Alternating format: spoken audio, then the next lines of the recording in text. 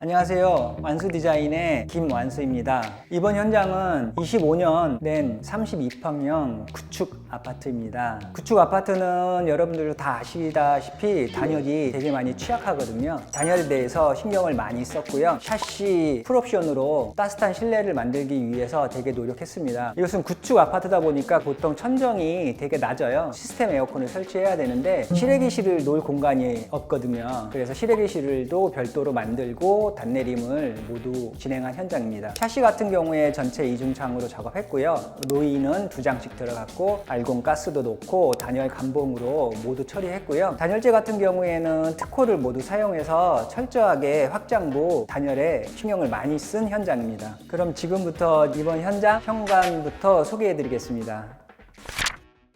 현관 부분은 기존에는 전시를 사용하다 보니까 창도 이제 단창으로 되어 있고 단열에 취약했어요. 저희가 이중창으로 하고 벽도 단열재를 도톰하게 다 만들어서 넣어드렸어요. 구축 같은 경우에 수납이 많이 모자른데요. 수납을 확보하기 위해서 신발장과 청소기나 기타 넣을 수 있는 장을 추가적으로 저희가 만들어 드렸습니다. 현관 중문은 통유리로 작업을 해드렸고요. 좌측에는 전기 분전함이 있었어요. 구축 같은 경우에는 많이 노출이 돼 있어서 보기 싫은데요. 저희가 그걸 템바보드로 슬라이딩 식으로 연결해 드렸고요. 키 큰 장을 놓은 곳에는 블럼 하드웨어를 다 넣어 드렸어요. 타일은 600각이고 마루 자체는 600에 1200각이라서 하나의 소재로 보이기 위해서 톤 매칭에 신경을 많이 썼습니다. 이렇게 만들어 드리니까 구축 같지 않고 신축 같지 않으세요?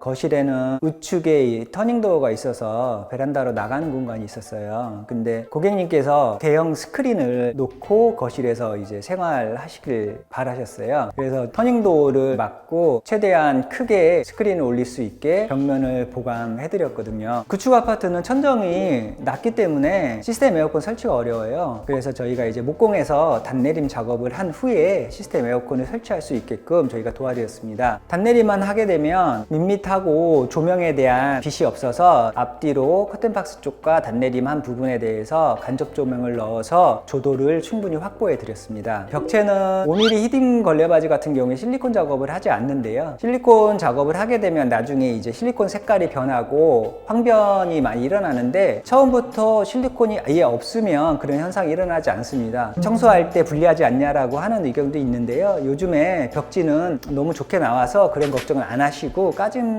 현상은 없어요. 거실 전체는 요즘 가장 핫한 포티스 벽지로 시공을 했기 때문에 로봇 청소기가 아무리 부딪히더라도 벽지에 대한 손상은 없을 거예요. 그리고 이제 600에 1200 마루를 시공을 해드렸는데요. 600에 1200 마루는 보통 이제 수평 몰탈 작업을 하거나 평평하게 한 다음에 시공을 권장하고 있어요. 하지만 이곳 현장은 그렇게까지 비용적으로 나오지 않기 때문에 철거에서부터 정말 철저하게 수평을 최대한 맞춰드렸어요. 어렵게 600에 1200 마루를 시공할 수 있었습니다. 저희 완수 디자인은 작업 기술이 상당히 높은 분들과 같이 작업을 하고 있습니다. 구축이고 큰 마루 시공이나 어려운 작업이 있으면 저희를 꼭 찾아주세요. 저희가 충분히 소화해 드리겠습니다.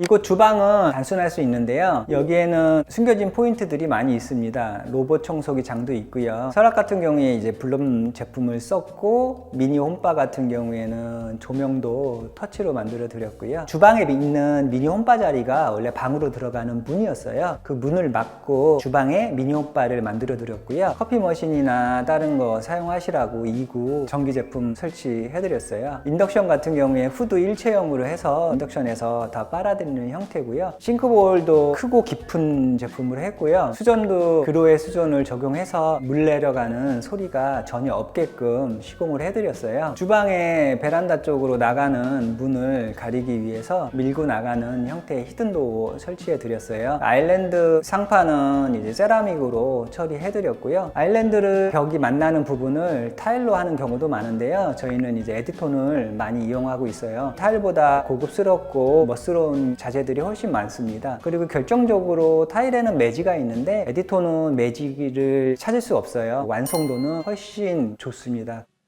파우더룸은 가벽이 만들어져 있는 공간이에요. 벽을 부수고 방 하나를 드레스룸으로 만들었어요. 그리고 템바 설치해 드렸고요. 훨씬 멋스럽고 좋게 만들어진 공간이에요. 저희가 선반도 만들어 드렸고 파우더룸을 넓게 확보를 해 드렸습니다. 가구에 들어가는 하드웨어들은 블룸 제품 사용해서 더 편하고 고급스럽게 만들어 드렸고요. 우몰딩으로 천장하고 마루 밑에까지 최대한 군더더기 없이 붙여서 작업해 드렸습니다.